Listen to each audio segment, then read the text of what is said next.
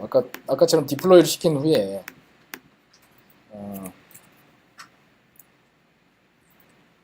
메시지 스타트 이벤트라는 게 있어요. 메시지 스타트 이벤트라고 하는 거는 뭔가 외부에서 RESTful API가 호출됐을 때라는 뜻입니다. 이렇게 하고 서비스 패스, 내가 받아들일 그 패스예요. 패스를 예를 들면 내가 지금 코스 강의를 수강받는 거를 여기서 뭐 대신하겠다. 그러면 강의 리스트를 받는 그 클래스 인롤먼트라고 하는 어떤 서비스 패스로 이렇게 만드실 수가 있고, 여기서 뭔가 요청을 받고 나서 내가 밖으로 뭔가 메시지를 뱉고 싶다. 그럼 여기다가 이런 식으로 메시지를 뱉을 수 있어요. 메시지. 자, 카톡 그 챗봇 만드실 때 연결할 때 메시지 뭐 이런 식으로 해가지고 뭐 안녕하세요 하면은 챗봇이 그걸 받아서 그 우리 유저한테 이렇게 보내줍니다. 그래서 이런 식의 포맷으로 보통 넣게 되죠. 그럼 여기는 인사한다. 인사하고 그 다음에 어떤 서비스를 하나 더 밑에다 둘 수 있습니다. 서비스를 밑에 두고 여기는 예를 들면 수강 시스템이죠. 수강 시스템이라는 걸 시스템으로 그냥 디파인을 해놓고 이 수강 시스템으로 뭔가 메시지를 호출하는 걸 넣으실 수가 있어요. 메시지 호출은 이런 식의 그 메시지 스로잉 이벤트라는 걸 쓰게 되고, 이걸 여기 수강 신청 시스템에서 받아야 되는 입장이죠. 받아야 되는 쪽은 이런 식의 메시지를 받는 이벤트를 이렇게 넣게 되고, 이것을 이렇게 연결하면 시스템 투 시스템 연동에 대해서는 이 선이 이렇게 색깔이 생김새가 달라집니다. 이렇게 생김새가 왜 달라지냐? 얘는 시스템 투 시스템 호출이기 때문에 그렇습니다. 이거는 그래서 하나의 마이크로 서비스를 뜻합니다. 이 블록은 BPM에는 그렇게 설계가 되어 있어요. 이게 시스템 투 시스템 그런 SOA 환경에 맞춰져 있기 때문에 여기는 챗봇이 되겠죠. 자, 챗봇에 받는 이벤트에서 수강 시스템을 호출을 하는 겁니다. 그러면 수강 시스템이라고 하는 이 쪽에 호출은 어떤 식으로 벌어져야 되느냐? 호출 URI 패턴이 있겠죠. URI 패턴은 자, 어떻게 되겠습니까? HTTP 우리가 호출하고자 하는 거 아까 그 쿠베 DNS에서 설정된 클래스 뭐였죠? 클래스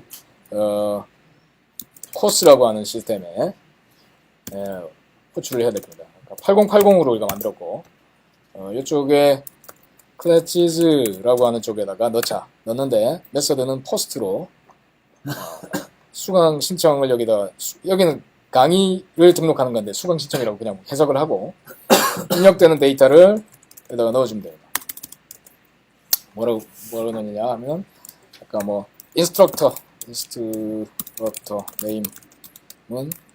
네임을 이거는 퀄리파이드 한 걸로 넣어야 될까?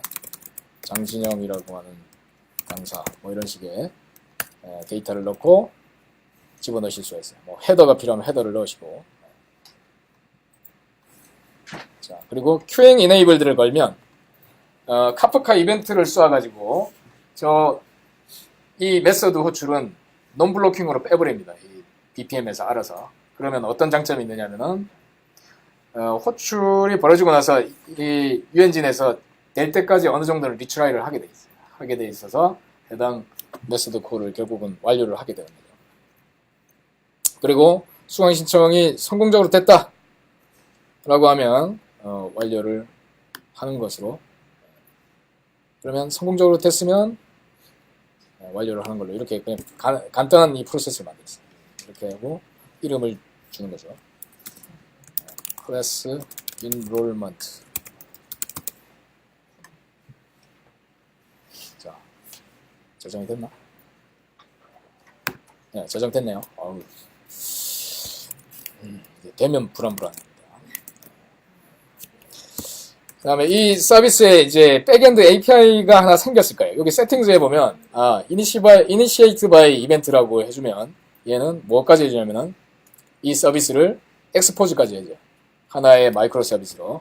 그럼 얘가 이제 주소가 하나 생깁니다. 그 주소는, 이 해당 마이크로 서비스의 백엔드는 유엔진 BPM-IO로 제가 아까 쉬는 시간에 라우터 53으로 엮어놨어요. 이 백엔드 API 게이트웨이를. 그래서 얘의 8080에 해당하는 서비스 중에서 앞서 여기 모델링 할 때 우리가 줬던 클래스 인롤먼트라고 하는 패스가 동적으로 생성이 되고 여기에 저는 포스트로 보낼 수 있는 거죠. 포스트로 한 건을 보내면 핑이 아니라 HTTP 자, 한 건을 쭉 보내면 인터넷 서버라 뭐 오류가 났어요. No content map to do. 그냥 get을 한번 보내볼까. 안녕하세요. 일단 이 메시지는 떨어졌습니다. get으로 했는데 뭐 하여간 됐어요. 그리고 여기에 얘는 수강 시스템에 그러면 우리가 이야기한 이게 호출이 되는지 한번 보겠습니다. 인스턴시즈에 가보면 실패했다고 나오네요. 뭐 호출하다가 실패한 것 같아요. 실패 메시지가 여기 좀 이따가 들어올 거고요. 호출이 제대로 됐다면 앞서 봤던 그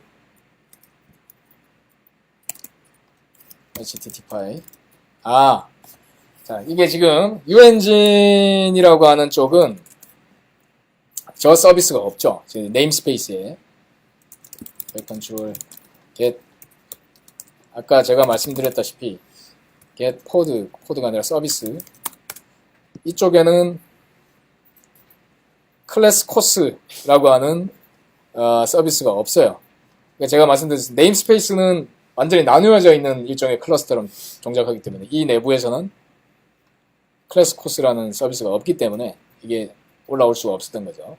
클래스 코스를 여기다가 디플로이를 만약에 시켜준다라고 하면 run 아까 여기 만들어놨던 거 있죠. 서비스 코네티스에서 아까 도커라이징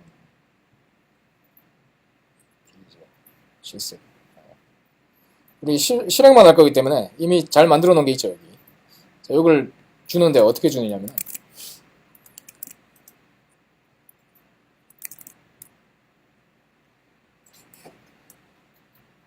실행할 때도 이렇게 하고 n 해가지고 네임스페이스를 지정해 줍니다. 그럼 그쪽에 이제 클래스 코스라고 하는 서비스가 생기는 거예요. 그러면 여기 얘도 지금 이걸 만들어줘야 될 판이네. 자, 지금 이렇게 하고 나니까 유엔진 내에도 카프카가 있는데 이 이름 때문에 이 서비스의 이름 때문에 여기도 똑같이 또 만들어주게 생겼어요. 이런 디테일들이 있습니다. 나중에 보시면.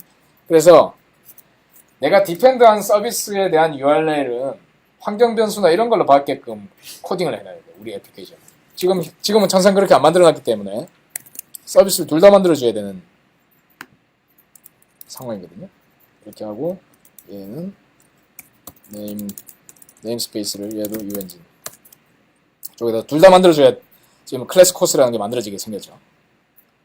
클래스 코스로 제가 했는지 모르겠어요. 아까 그 프로세스 모델링 할 때 그렇습니다. 클래스 코스라고 수정을 해서 한번 보면은 네, 클래스 코스 이건 제대로 했네. 잠이 깨고 있나? release named education Kafka already exists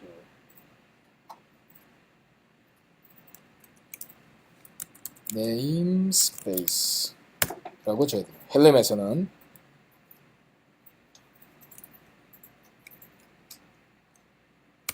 이렇게 돼요. 자, education Kafka를 네임스페이스 어떻게 주지? 네임스페이스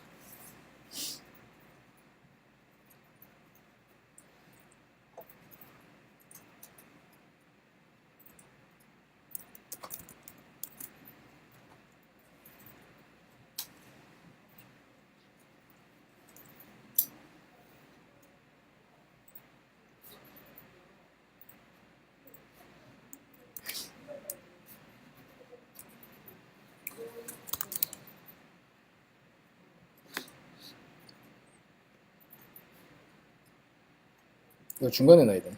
중간에 넣어야 돼.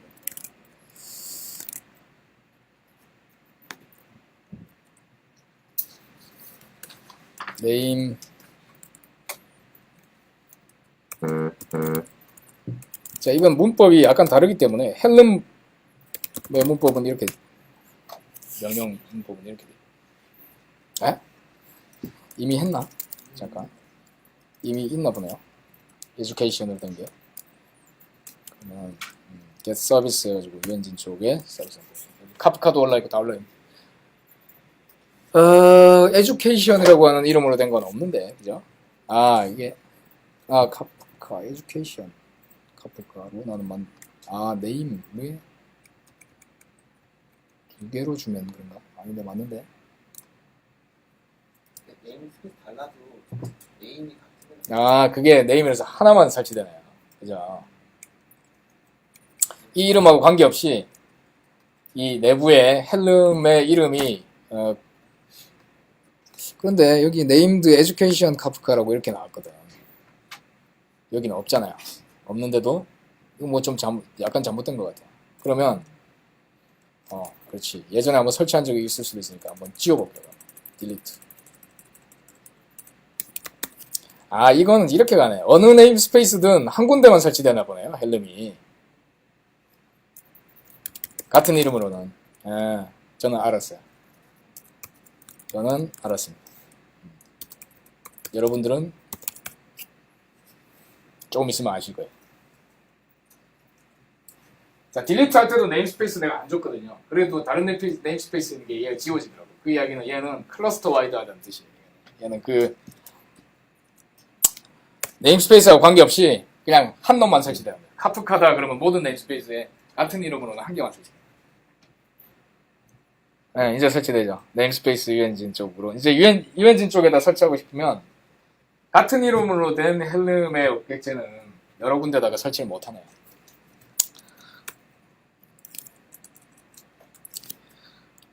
자, 이렇게 이제 유엔진이라고 하는 쪽에 또 설치를 했습니다. 서비스. 이제 뜨죠. 유엔진 쪽으로 이제 부착됐죠. 그 다음에, 그러면 여기에 이제 education, 아까 클래스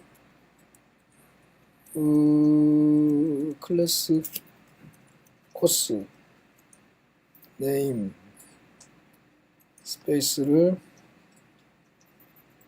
런을 시켰는데 저쪽으로 안 갔네. 그죠?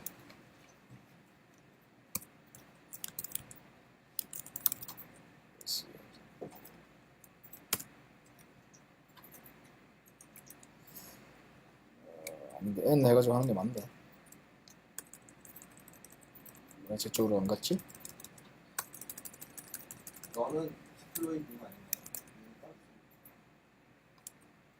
서비스 익스포트 안 하시고 응? 익스포트를 안 하시고 그죠? 이제 해야지.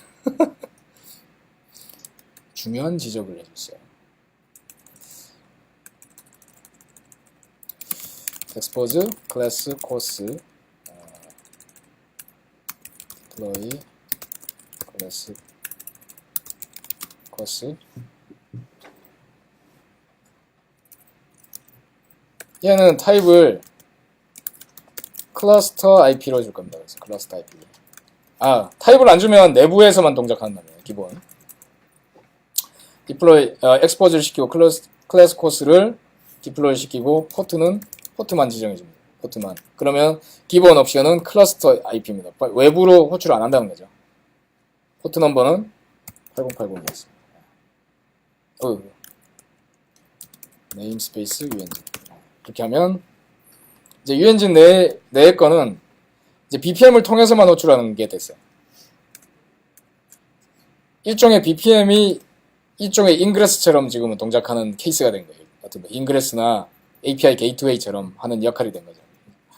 그러면 여기에 클래스 코스라는 서비스도 떴고 클래스 코스가 사용하는 에듀케이션 쪽 레이어가 떴고 이 클래스를 사용할 유엔진 BPM의 서비스가 쭉 떴습니다. 이제 준비가 됐죠. 호출할 준비가 됐어요. 자, 유엔진 BPM에 의해서 생성된 서비스인 클래스 인롤먼트를 다시 보내보면 또 안녕하세요 나올 거고, 이제는 컴플리티드가 뜨기를 바라면서 컴플리티드 떴죠. 이게 지금 모니터링이 안 나오네. 이상하게 모니터링이 나와야 되는데 뭐 안 나오고 있는데요. 여기는 이제 정상 작동됐다고 뭔가 나올 겁니다. 그리고 여기서는 저걸 호출을 해봐야 되죠. 자, 클러스터 IP 내에 있는 거를 외부에서 호출해 보실 때는 어떻게 해야 되냐면은 쿠베 컨트롤 프록시라는 거를 하나를 뚫어 주셔야 돼요. 그럼 얘가 기본 프록시가 하나 뜹니다. 그럼 8001번으로 떴죠. 8001번으로 띄운 다음에 여기서, 그러니까 내가 저걸 로드 밸런서로 안 뚫고 잠시 그냥 찔러 볼 때 쓰시는 거예요. 포트 변경 8001 해가지고 뚫으면 순간적으로 이렇게 뚫리고요. 여기에 API, 자, 이 패턴을 잘 보시는 겁니다. 이게 나중에 어차피 이제 하실 때, 점검하실 때 많이 쓰시는 거예요. 네임스페이스는 유엔진에 있는 서비스를 내가 잠시 찔러 볼 거고, 서비스 중에 클래스 코스 서비스를 찔러 볼 거고, 80번에 코스라는 걸 나눠 호출해 볼 거다. 이런 식으로 호출합니다. 자, 코스에다가 내가 넣은 건 아니죠. 클래시즈에 들어갔을 겁니다. 자, 장진영 강사 해가지고 아까 BPM에 의해서 호출된 게 들어와 있는 걸 확인하세요. 이런 식으로 일종의 스마트한 인그레스를 만드는 방법은 여러 가지가 있어요. 이건 BPM을 통해서 오케스트레이션을 통해서 만드실 수도 있다는 걸 보여주고 있는 거고요. 여기서는. 자, 이런 이제 서비스들이 이제 앞으로 많이 나올 건데, 이거는 이제 뭐 챗봇으로 나중에 연결해서 이렇게 쭉 하실 수 있는데, 내일 뭐 시간 되시면은 제가 조금 더 이걸 보여드리고요. 자, 이런 게 이제 인그레스인데,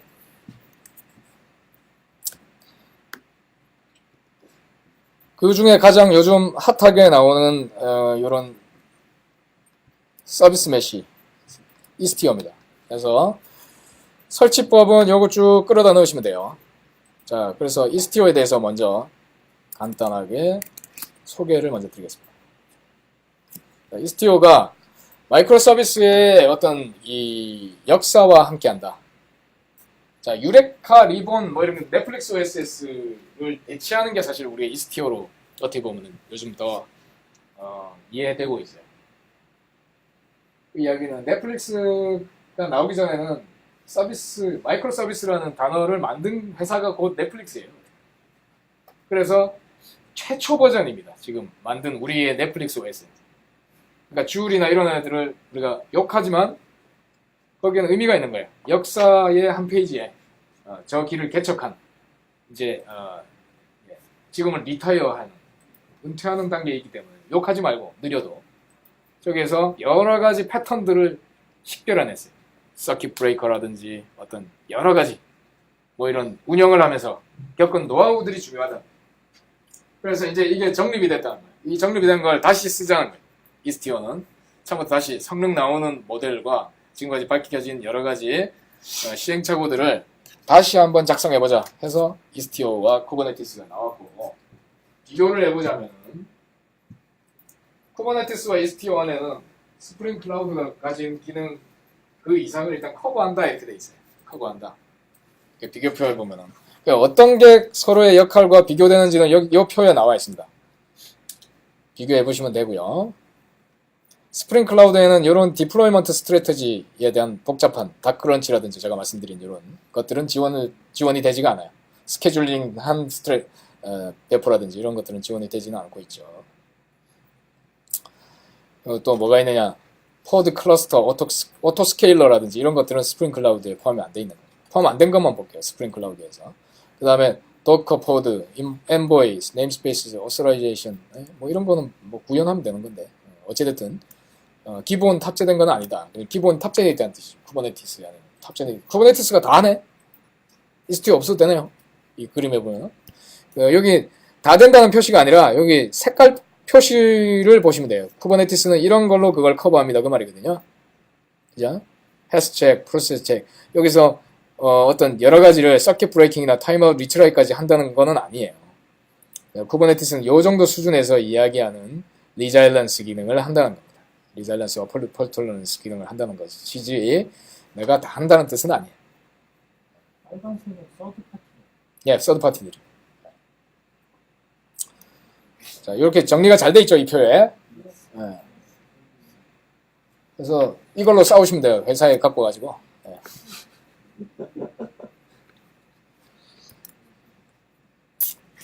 다 됩니다. 이렇게 스프링 클라우드가 하는 건 다 되고요. 이렇게 이 표로. 근데 이제 안정성 이야기를 하시겠죠. 뭐 아무래도 그거는 어떻게 표로 비교를 못 하니까.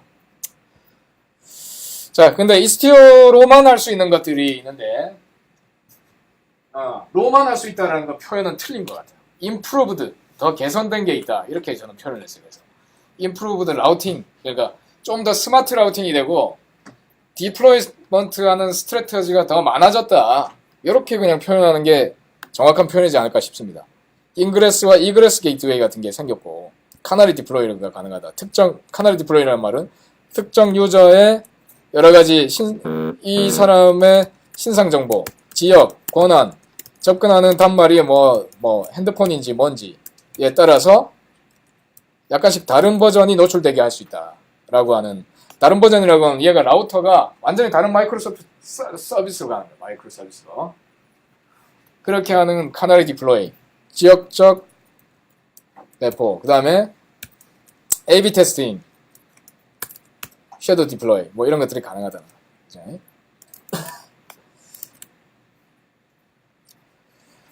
그 다음에 improved resilience, 더 리자일런스가 좋아지는 기능을 하는데 리트라이 기능. 리트라이 기능이 기본적으로 저기도 들어있나요? 저기 들어있을 거예요. 기본적으로 있습니다. 있는데 그거는 리본을 써야만 되죠. 리본 안 쓰고 그냥 레스트 템플릿으로 그냥 짜놓은 것들은, 그냥 일반 페인으로 짜놓은 것들은 안 된다는 거예요. 근데 이거는 이제 이스티오는 간섭 없이 한다는 게 되겠죠. 근데 여기서 이스티오를 할 수 있는 것들 비교, 쿠버네티스에서는 안 돼요. 그냥 바닐라 쿠버네티스에서는 안 된다. 스프링 클라우드에서는 된다. 이렇게 표현할 수 있죠. 더 구체적으로 이야기하면.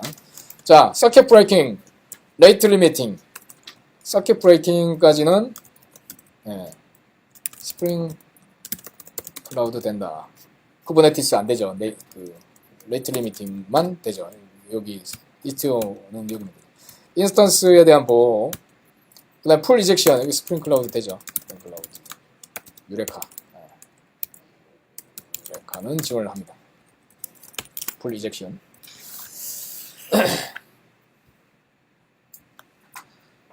그 다음에 보안이 강화됐어요. SSL 기반의 마이크로 서비스 간의 통신. 그래서 그게 OAuth라고 하는 모듈에 의해서 지원이 되고, 화이트리스트, 블랙리스트, 열어주는 대상과 안 열어줄 대상으로 식별하게 하는 거. 그 다음에 observability, 분산 추적이 가능해진다. 분산 추적이 좋아진다. 이 마이크로 서비스 간의 호출을 하는 경로를 얘는 다 쥐고 있기 때문에 어떤 놈이 어떤 걸 호출하는지, 어디에서 시간이 많이 걸렸는지, 이런 것들을 분산 추적해서 원인을 식별해가지고 그 마이크로 서비스를 개선한다든지, 아니면 그 병목에 해당한 마이크로 서비스의 인스턴스를 늘려준다든지 하는 전략을 취할 수 있게 해준다. 자, 이스티오의 내부 구조를 좀 보면 데이터 플레인과 컨트롤 플레인으로 나뉘어져 있는데, 데이터 플레인은 주로 엔보이가 다 하는 일들이에요. 엔보이라는 프로젝트에서 다 해놓은 거를 이스티오는 약간 컨트롤하는 정도만 하고 있어요. 그러니까 이스티오 자체는 하는 일이 사실상 그렇게 많지는 않아요. 주로 엔보이가 어떤 걸 하냐면은, 실제 서비스가 여기 올라있고 엔보이 사이드카가 해주는 일이 아까 봤다시피 리치라이라든지 레저랜스에 관련된 거나 시큐리티에 관련된 걸 얘가 여기로 들어오는 쪽에 리퀘스트와 나오는 어떤 요청에 대한 것들을 여기서 프록시 처리를 해준다는 거죠. 프록시 처리를 해서 리트라이도 해주고 뭐 여러 가지 관련된 레이트 리미팅도 하고 하는 걸 얘가 밖에서 이렇게 해주는 겁니다. 그래서 엔보이 프로젝트에 들어가보면 오히려 다큐멘트가 훨씬 더 많아요. 엔보이 프로젝트에 들어가면 이스티오에서는 어떤 식으로 쿠버네티스를 가지고 커스텀 그 리소스 데피니션을 가지고 쉽게 쓸 수 있는지에 대한 게 많이 들어있죠. 그래서 이스티오 쪽을 경륜해서 쿠버네티스를 가지고 이런 것들을 다 제어하실 수 있는, 쉽게 제어할 수 있게 돼 있다. 이스티오를 쓰기 전에는 JVM 속의 라이브러리 형태로 봤던 디스커버블 로드 밸런싱, 리잘런스, 이게 스프링 클라우드 라이브러리가 한 통이 그 안에 들어가는 겁니다. 그래서 스프링이 JVM 뜰 때가 엄청 오래 걸리는 거예요. 이게 뜨면서 다 핸드 쉐이킹하고 내가 나의 등록도 하고 유레카에 등록도 하고 뭐 내가 상태가 좋은지 유레카에서 헬스 체크 들어오면은 내가 살아 있습니다 뭐 신고도 하고 뭐 그러면서 상태 안 좋으면 뭐 나는 그 풀에서 제거되기도 하고 뭐 그런 것들을 다 자바 코드로 돼 있었던 거예요. 네, 이게 엔보이로 간 이스티오로 가면서 사이드카로 이전 코드에서는 일반적인 코딩만 하면 되게 깔끔해졌다. 일반적인 레스트풀 호출만 하면 이런 것들에 대한 처리를 다 해준다. 뭐 이런 장점을 내세우고 있습니다. 자, 공짜 책입니다. 물론 영어로 되어 있지만 여기 보시면 아주 쉽게 설명되어 있어요. 레드햇이 인수됐죠, 최근에. 뭘 잘해서? 이스티오하고 쿠버네티스 잘해가지고 IBM이 인수됐어요. 여러분들도 이 책을 보시고 좋은 곳에 인수되시기를 바라고. 이스티오의 예제들을 쉽게 따라하실 수 있도록 앞서 이 쿠버네티스 실습 스크립트의 맨 끝에 가시면은 링크를 걸어놨어요. 자, 요 링크도 여기다가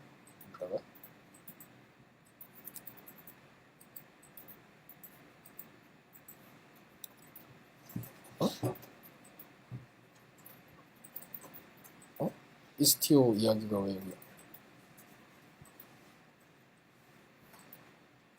이 카프카로 쿼리를 해가지고.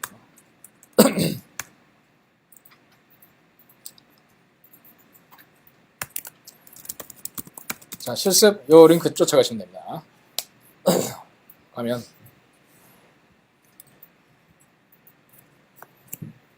자, 설치하는 법, 이스티오 설치하기. 자, 먼저 컬 해가지고 이스티오의 1.0.0 버전을 일단 받으실 거예요. 버전이 그 사이에 많이 올라갔는데 우리 실습할 때 뭐 버전이 달라지면은 오히려 혼선만 있으니까 이런 식으로 해서 컬 해가지고 받으시고 엑스포트 해가지고 요 세 줄 그냥 복사해서 맨 루트로 내려가셔가지고 폴더에 루트로 내려가서 붙여 넣으시면 됩니다. 하는 일은 다운로드 받습니다. 이스티오의 최신 버전을 다운로드 받는 쉘 스크립트를 다운로드 받아서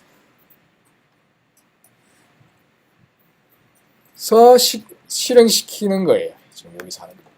예.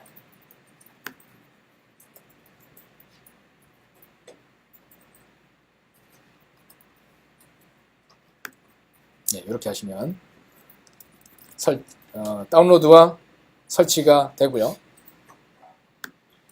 그 속에 이스티오 폴더에 들어가셔서 엑스포트. 자, 루트로 내려간 다음에 하셔야 됩니다. 루트 폴더로 내려가는 거는 cd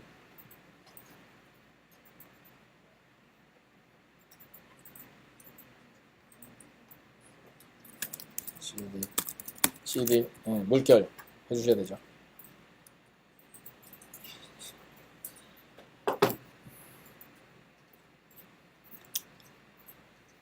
자, 루트 폴더로 가서 다운로드 받으시고 이스티오라는 폴더가 생겼고 그 안에 들어가서 여기 이스티오 컨트롤이라는 걸 우리가 써야 되거든요.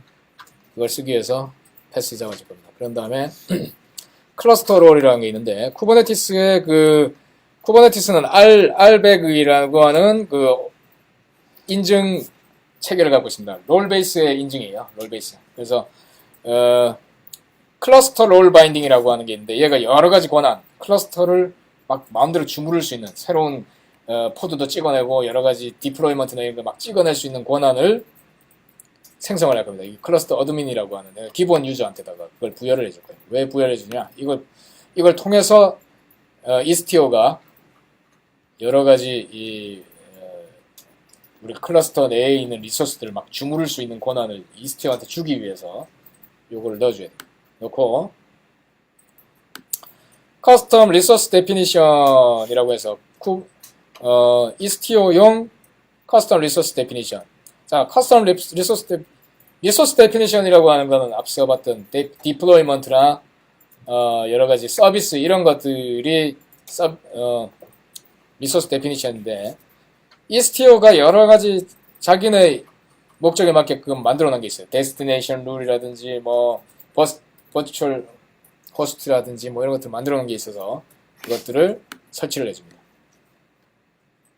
자, 이게 뭐 심심하시면 CRD 야물 파일을 한번 열어다 보세요. 보면은 이 야물 파일에 이 하이픈 3개로 해서 여러 가지 그 커스텀 리소스 데피니션들을 디플로이 하는 것을 확인을 할 수가 있습니다.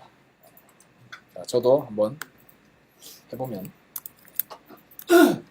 이스티어 저는 이미 한번 설치가 되어 있지만 뭐 또 설치를 해보죠.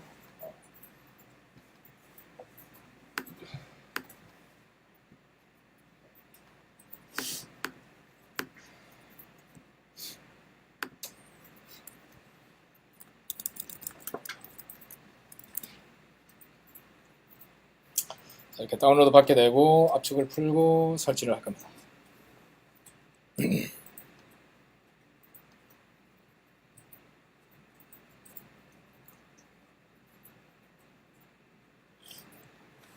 자, 클러스터 롤 줬고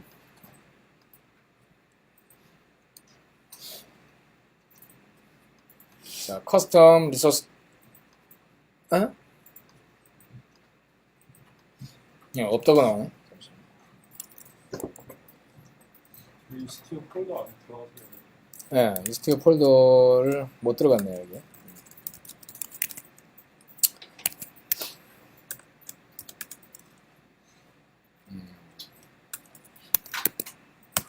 네, 들어와서 커스텀 리소스.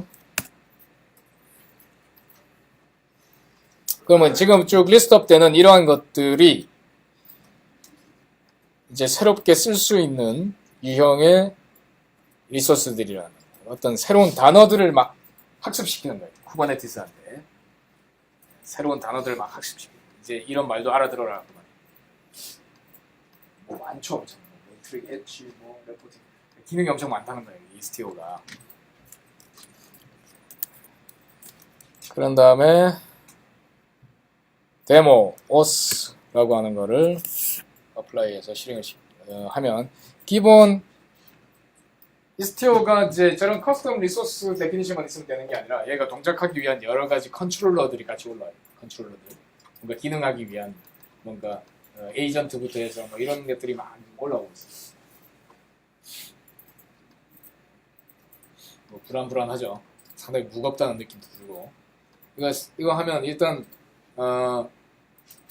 VM이 몇 개 더 필요해요. 이스티오를 올리는 순간. 그만큼 이 레이어가 많다는 겁니다. 두껍다는 거죠. 그냥 바닐라 쿠버네티스를 쓸 때는 상당히 라이트한데 이걸 하면 조금 이제 VM 소진을 좀 하셔야 돼요. 그리고 사이드카가 항상 하나씩 끼어 들어가기 때문에 약간 무거워지겠지 아무래도. 자, 그런 거 좀 느낀 거고. 자, 이러고 나면 제대로 인스톨 됐는지를 체크해 보겠습니다. 체크할 때는 이렇게 get service and 얘는 이스티어 시스템이라는 네임스페이스에 이제 디플로이가 됐을 거예요. 그래서 이스티어 시스템에 것들이 있는지를 보겠습니다.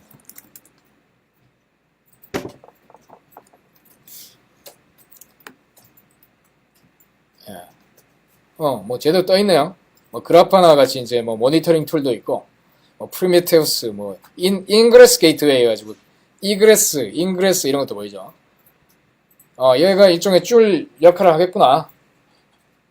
대표적인 놈이 한 개씩 떠 있는 겁니다. 얘는 모니터링을 위한 그라파나도 떠 있고, 사이드카 인젝터, 이런 게 사이드카한테 뭘 주는구나. 뭐 이런 것들을 쭉 보실 수 있습니다. 예거 같이 뭐 이런 분산 추적할 수 있는 놈도 에이전트도 있고 뭔가 이제 일할 준비가 되어 있구나라는 걸 이제 확인을 한 거고요.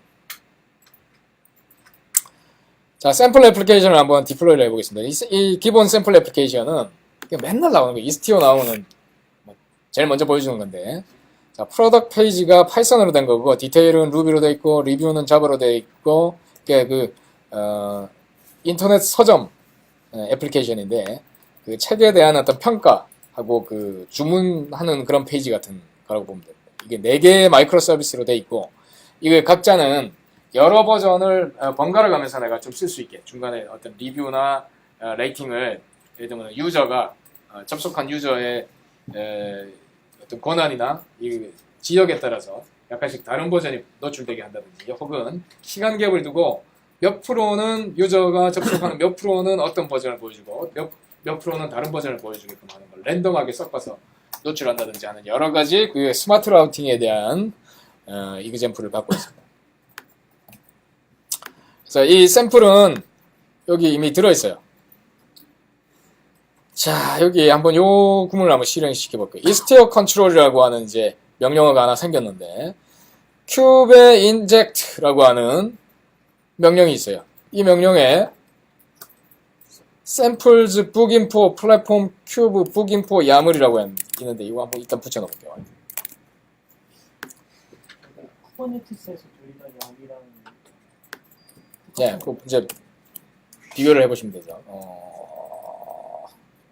네, 저걸 안 했구나.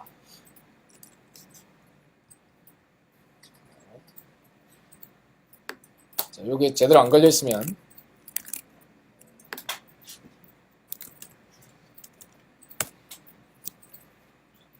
근데 쭉 떨어지는데 보니까 엄청 뭐 알아듣지 못할 복잡한 내가 아까 뭐 실컷 공부한 것보다 훨씬 어려운 구조의 디플로이먼트가 생겨 있네요. 근데 여기 내가 관심 있는 거는 컨테이너 부분 보세요.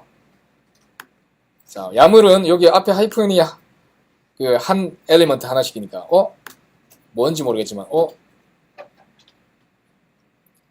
컨테이너가 2개네. 디파인 된 게. 그죠? 2개 있는 겁니다. 하나는 우리 애플리케이션이고 하나는 사이드카예요. 사이드카는 엔보이가 들어있고 얘가 하는 일은 무언가 여러 가지 일을 하는 설정이 막 들어있어요. 이미지를 볼까요? 예, 이미지를 보면 엔보이 뭐 사이드카 저기 이렇게 나와 있을 거예요.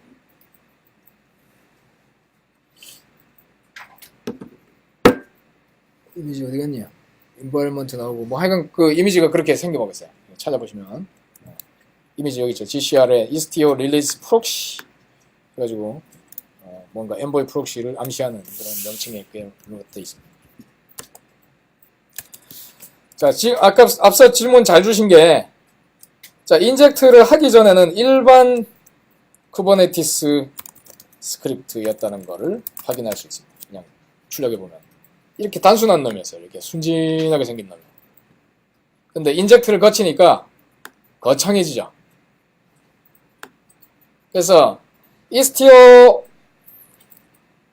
이 툴은 쿠베 인젝트라고 하는 툴은 이 기본 데스크립션에다가 사이드카를 인젝트 해가지고 그 디플로이 데스크립터를 생성해주는 그런 기능을 한다. 이렇게 보시면 되죠. 그러면 이렇게 생성된 걸 그냥 출력해봤다고 되는 게 아니고 디플로이 하실 때 이걸 어떻게 디플로이 하냐면은 큐브의 컨트롤 create F 하고 이거를 괄호해가지고 넣어주시는. 자, 이게 이렇게 하면 어떻게 됩니까? 여기서 출력된 결과를 파일로 해서 여기에 입력으로 넣으라는 뜻이 되죠. 그래서 결국은 istio로 인젝션이 되는 거죠. 그래서 이렇게 디플로이 되고 나면 저는 이미 있네요. 그죠? 디플로이를 이미 해놨어요.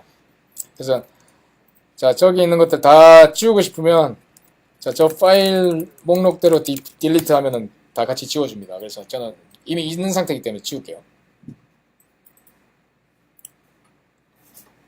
자, 파일 묶음 채로 딜리트 해가지고 보내면 그 안에 들어있는 여러 개의 놈들을 다시 지워주는 역할을 하게 됩니다. 다시 생성. 이제 다 크래시 됐죠. 자, 이게 재밌는 게 여기서 잘 점검하실 게 있는데 서비스 해가지고 이 이스티어로 생성된 놈들을 보면 좀 특이성이 있습니다. 어떤 특이성이 있느냐. 자, 얘네들의 포드를 한번 볼게요. 포드. 지금 생성된 이렇게 보면 ratings, recommendation, RSV 요 세 개거든요. 이 세 개에 해당하는 놈이 지금 레이블이 어떻게 돼 있나? 레이블을 한번 볼게요.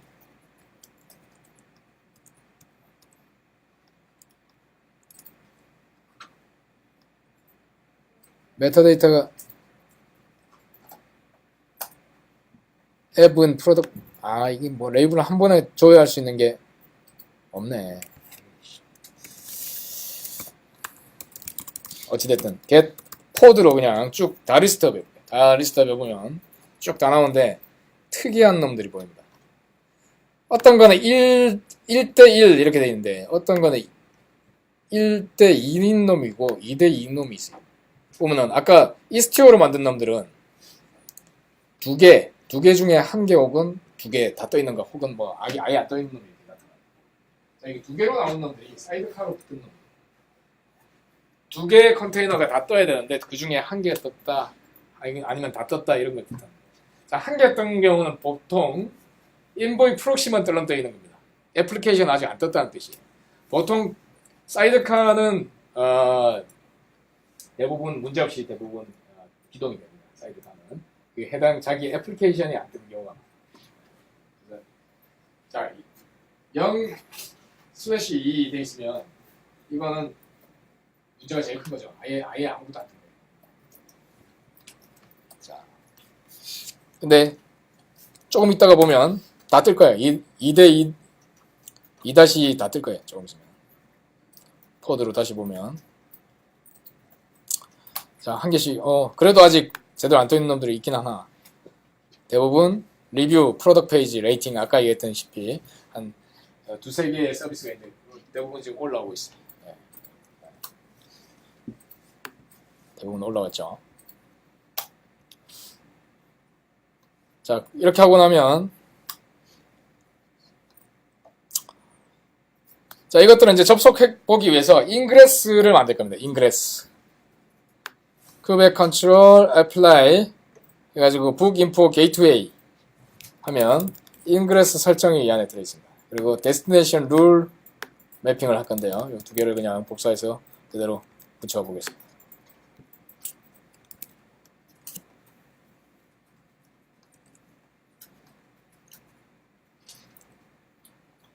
자, 이미 만들어 놓은 게 있기 때문에 저는 이렇게 놔주면 여러분들 뭐 한 개씩 하면은 문제없이 이렇게 하나씩 되실 거예요. 자, 인그레스를 확인해 보겠습니다. 쿠베 컨트롤 get ingress 하면은 내부로 들어오는 인그레스들이 이렇게 리스트업 되고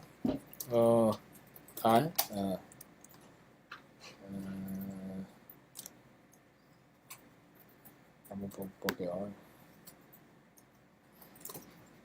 인그레스가 아니라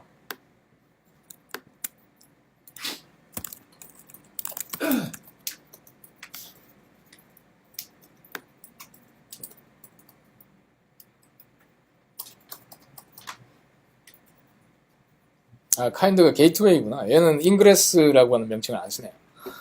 자, 카인드 게이트웨이라고 하는 걸로 지금 열렸고 버추얼 서비스 해가지고 여기 보면은 기본 이스티어 인그레스로 연결하고 80 포트로 이제 HTTP로 바뀌었다 이렇게 돼 있고 기본 인그레스하고 이스티어는 좀 더 확장됐다는 느낌을 받을 텐데 그냥 인그레스는 이게 바로 이걸 명시를 하거든요. 어디로 가라라고 하는 걸 명시를 하는데 얘는 버추얼 서비스, 게이트웨이, 데스티네이션을 다른 객체로 나눠놨습니다. 하나의 파일에서 설정하는 게 아니라 다른 파일 3개에 걸쳐서 설정하게 해놨다는 이야기는 이 3개의 객체가 다른 역할자에 의해서 관리될 개연성이 높은 거예요. 그러니까 주로 데스티네이션 룰은 개발자가 매핑합니다. 어떤 기능이 어디에 있습니다 라는 종류는 개발자가 디파인하고, 버추얼 서비스, 실제로 어디로 매핑하겠다라고 하는 규칙은 주로 운영자가 하거든요. 근데 예전에는 이게 한 파일에 돼 있었어요. 한 파일에 돼 있던 걸 여기는 나눠놨습니다. 역할을 나누기 위해서. 그러니까 이스티오를 쓴다는 거는 상당히 좀 여러 가지 이 조직이 좀 뭐랄까 성숙도가 좀 있는 거예요, 사실은. 그래 괜히 복잡하잖아요. 처음에 느낌 왜 이렇게 나눴을까 헷갈린단 말이에요. 인그레스 하나만으로 될 것 같은데 약간 성숙도가 있다는 이야기죠. 이렇게 나눠놨고, 자 이렇게 하고 나면은 자 게이트웨이 접속 주소를 이제 알아낼 겁니다. 자 이 뭐 제이슨 해가지고 뭐 복잡한 이 스크립트가 보이는데, 얘가 하는 일은 딴 게 아니고 kubex control get service and istio 시스템에 가가지고 아까 봤던 인그레스 게이트웨이의 이 엑스터널 IP와 포트 번호 알아내는 일을 하는 거예요. 그거를 이렇게 만들어 놓은 겁니다. 이렇게 뭔가 거창하게 셀 스크립트로 이렇게 넣어놓은 것 뿐입니다. 여기 보면 이런 게 많이 나와요. 제이슨으로 리턴되게 한 다음에 제이슨 패스를 줘가지고 그 값만 추출해내게 하는 이런 식의 스크립트가 많이 들어있습니다. 보면 아웃풋을 제이슨으로 뽑고요. 그렇게 해가지고 요 값만 딱 추출하는, 나중에 이제 자동화하는 코드를 만드실 때는 이런 거 쓰실 일이 좀 있겠죠. 야물로 뽑는 게 아니라 제이슨으로 해서 제이슨 패스로 바로 해당 값만. 그럼 얘는 해석을 해보면은 istio ingress gateway의 IP, external IP 부분만 여기로 가져와라 이렇게 된 거죠. 자, 이게 이제 로드 밸런서로 출력이 된지 한번 보겠습니다.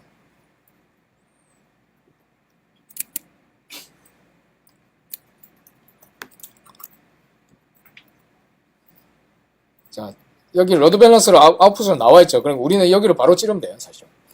저기 보면은 여기 실습 스크립트에는 이거를 이제 엑스포즈 하는 것까지 나와 있는데, 이거는 아마 그 GCP가 아닌 다른 케이스에서 이제 하기 위해서 이렇게 나와 있는 거고, 어찌됐든 우리는 curl, HTTP 요걸로 접근을 할 수가 있습니다. 80 한번 그냥 들어가 봤고, 포트 넘버가 80 맞죠? 80에 443 43 여기에 테스트하라고 나와 있는 예제가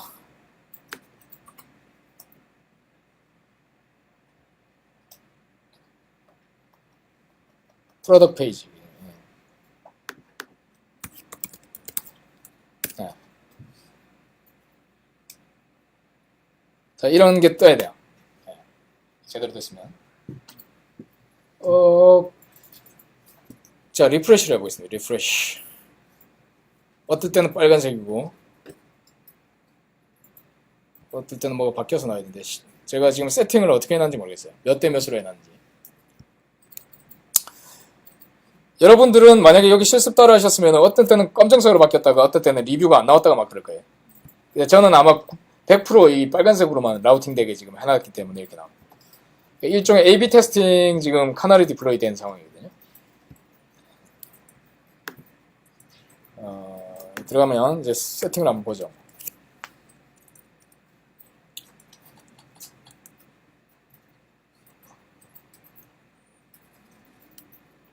여기를 한번 나눠 해가지고 한번 편집을 해보세요.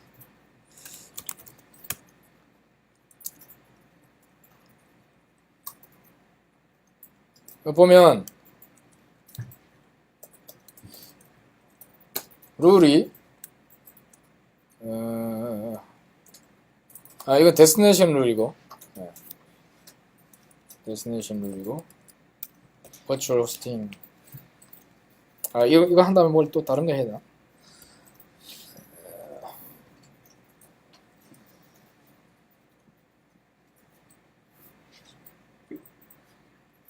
자, 여기 데스티네이션 룰즈를 들어가 보면은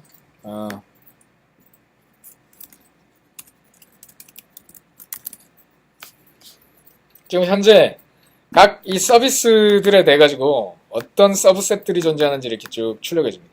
보면은 프로덕트 페이지라고 하는 서비스는 버전 1밖에 없고 레이팅은 여러 버전이 있어요. 버전 1, 2 중에도 MySQL 버전, MySQL VM 안에 들어있는 버전, 리뷰 같은 경우는 버전 1, 2, 3 이렇게 있지. 여러 가지 베리에이션이 있습니다 라고 하는 디플로이를 하는 거는 개발자가 해주는 거고, 이거를 어떤 식으로 배포할 거는 아까 봤던 버추얼 호스팅을 세팅하는 그 운영자가 한다. 운영자.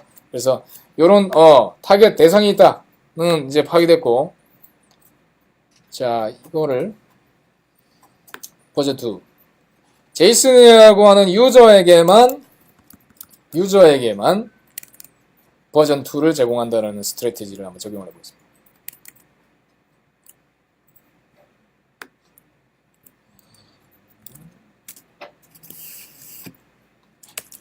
자, 이렇게 하고 나니까 샘플 북 스토어에 다시 리프레시를 하니까 리뷰가 없어졌어요. 그죠? 리뷰가 없는 버전, 그러니까 버전이 이게 1인지 2인지 3인지 모르겠지만, 여기 이제 제이슨이라고 하는 유저로 로그인 하니까 버전 2인 검정색이 들어왔죠. 근데 이 사람을 사인아웃 하니까 게스트 유저는 안 나오는 거예요. 혹은 제이슨이 아닌 장진영이라는 사람으로 가도 이 사람한테 제공 안 해주는 거예요. 그죠? 이게 어떤 토큰 베이스로 토큰이나 헤더의 값에 의해 가지고 국지적인 라우팅을 하는 기능이 여기 이제 들어있는 거예요. 그 설정을 한번 보면 되죠. 자, 어떻게 설정해가지고 그게 됐는데, 보시려면 여기 이제 들어가서 보시면 돼요. 자, 이거는 그냥 라우터 가지고 장난질 하는 건데, 뭔가 안에 스크립트 같은 게 이제 들어있는 거죠. 자, 버추얼 서비스 해가지고, 이거는 이스티오가 이렇게 정해놨어요. headers. 그래서 end user가 exec JSON이라고 하면 이렇게 된다. 자, 이게 이 케이스에만 이게 쓰이는 거지, 그죠? 이걸 그렇다고 유저 이름 다 넣을 거야, 여기다가. 그죠? 그렇다고? 그럼 여기다가 exec 돼가지고 한 개씩 다 넣었나? 예, 상당히 이제 제약적인 어떤 조건인데, 이런 것들은 이제 우리 차차, 기능이 어떻게 이제 확대되는지 봐야 될 거예요. 자, 두 번째, 예시.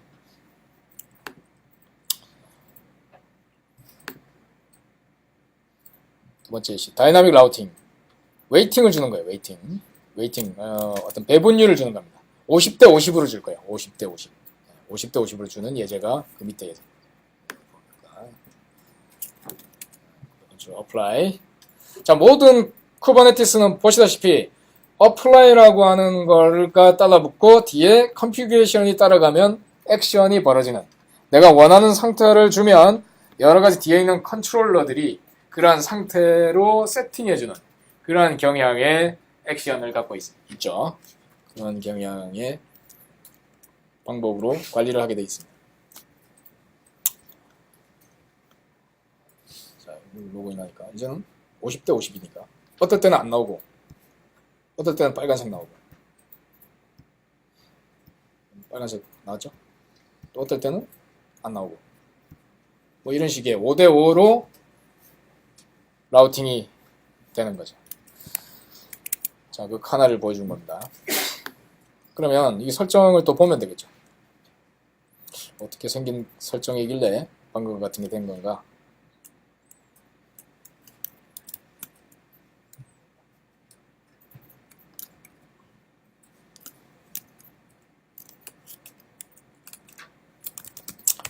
편집을 한번 해보죠. 50대 50 이렇게 돼 있죠. 여기서 바꿔보면 되는 거예요, 우리. 30대 70으로 바꾸고 싶다. 자, 이건 어떨 때 쓰냐면 거냐. 이전 버전을 서서히 이제 죽여가고 새 버전으로 서서히 늘려서 결국은 새 버전을 완전히 100% 갈 때 이거를 설정을 중간에 스케줄을 걸어가지고 서서히 바꾸면서 새 버전을 노출하시는 그런 예제라고 보실 수 있죠. 자, 이렇게 한 다음에 apply 시켜보면, 자, 이제는 붉은색이 좀 더 많이 나올 거예요. 자, 두 번에도 붉은색, 세 번째 한번 기회가 왔고, 또 대부분 붉은색. 그죠? 자, 비율이 훨씬 붉은색이 많아졌죠? 네. 3대1 정도로, 2대1 정도로 배분이 됐습니다.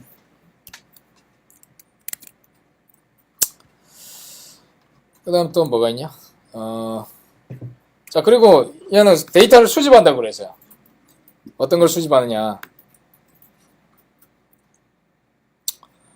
어떤 분산 추적 같은 걸 할 수 있다라고 그랬죠. 분산 추적 같은 걸 할 수 있다고 그랬는데, 보시면 결국 이스티어 시스템의 예거라고 하는 앱은 지금 서비스로 밖으로 노출 안 했고 아마 디플로이먼트만 떨렁 있을 거예요. 이렇게 해서 아까처럼 포트로 해서 출력하는 것도 방법이고, 로드 밸런서로 서비스를 노출해줘도 되죠. 우리는 이제 어떻게 하는지 아니까 로드 밸런서로 노출시켜보죠. 왜 컨트롤 get 서비스가 아니라 deploy and istio system에 들어가면은 예거라는 놈이 떠 있을 거예요. 어디에 프리메테우스가 있고 뭐가 있는데 예거는 여기 없네. 포드로 되었구나 얘는. 아주 뭐 디플로이도 아닌 아주 미약한 존재로 띄웠네요. 왜냐면 이게 성능을 최소화시켜 가지고 어떻게든 디플로이 시키려고 이렇게 하는 것 같아요. 그래서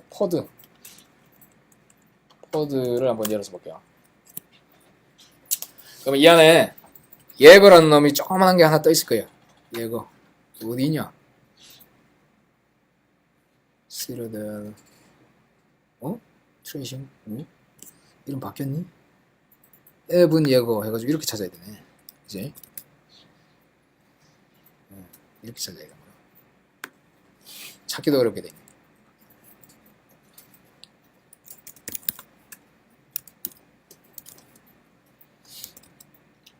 get pod 레이블이 앱은 예거로 된 놈을 찾아야 되고 istio 시스템 안에 들어있나 보네요. 자, 이거 숨어있네. istio 트레이싱이네 이름이. 얘를 엑스포즈를 해야 될 거예요. 큐백 컨트롤 엑스포즈 pod 이 pod를 타입 로드 밸런서로 출력을 하고 포트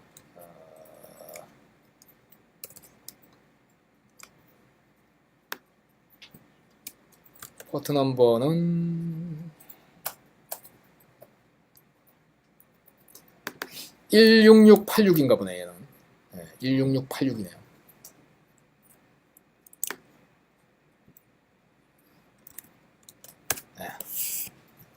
아유. 포즈 스트레이. 트레이싱이라고 하는 게 포드 아니었어? 포드 네임 맞는데. 여기 네임 스페이스를 줘야 되네. name and istio system.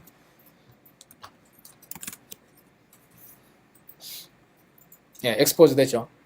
그러면 이제 왜 컨트롤 get 서비스 name istio system 했을 때 또 조금 있으면 노출될 겁니다. 이거 펜딩 걸려 있는데 다시 W 걸면 조금 있으면 IP가 매핑 될 겁니다. 그럼 여기를 복사해서 들어가면 이제 분산 추적하는 기능의 소프트웨어가 올라가 있어요. 이제 치킨이랑 많이 다른 치킨이랑 치킨 보십시오. 비슷하죠, 뭐.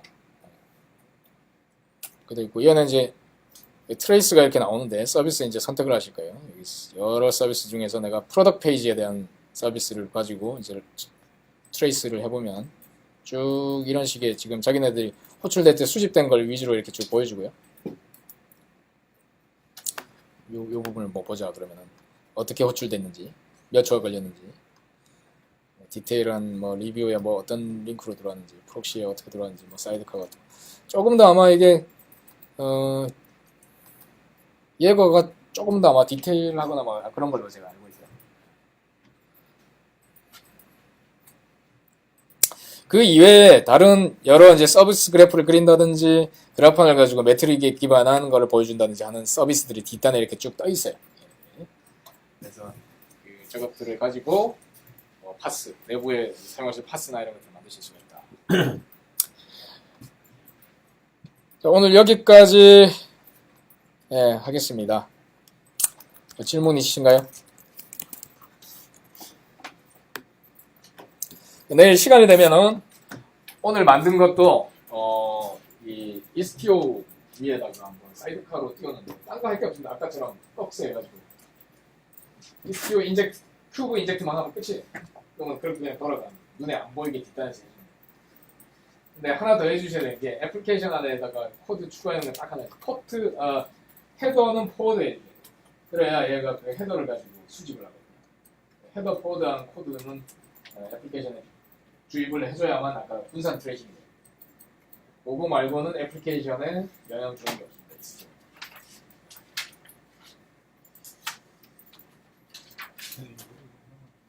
네, 뭐 안 되나요?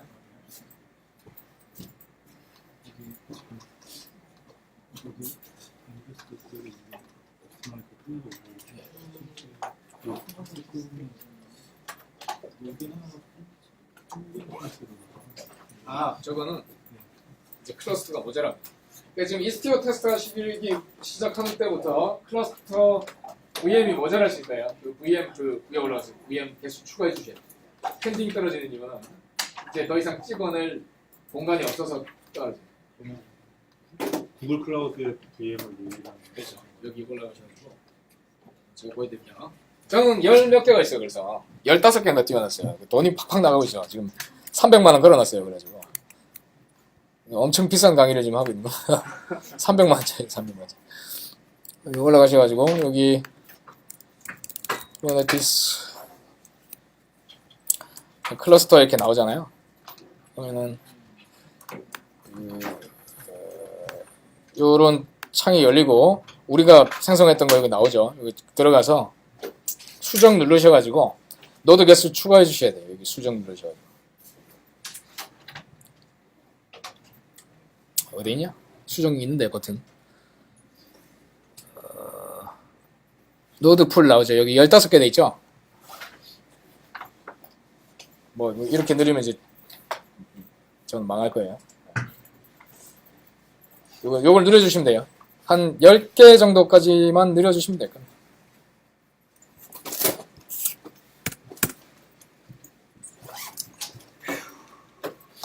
자, 오늘도 수고하셨습니다. 혹시 뭐 저녁 때 맥주 한잔 하실 분 계시면 나가서 따라오시면 되고요. 내일은 오전만 하고 이제 끝이 날 거기 때문에 시간이 있으시거나 하신 분들은 식사와 맥주 한잔 이렇게 해주실 수 있도록 하겠습니다. 네, 오늘도 수고하셨습니다. 수고하셨습니다.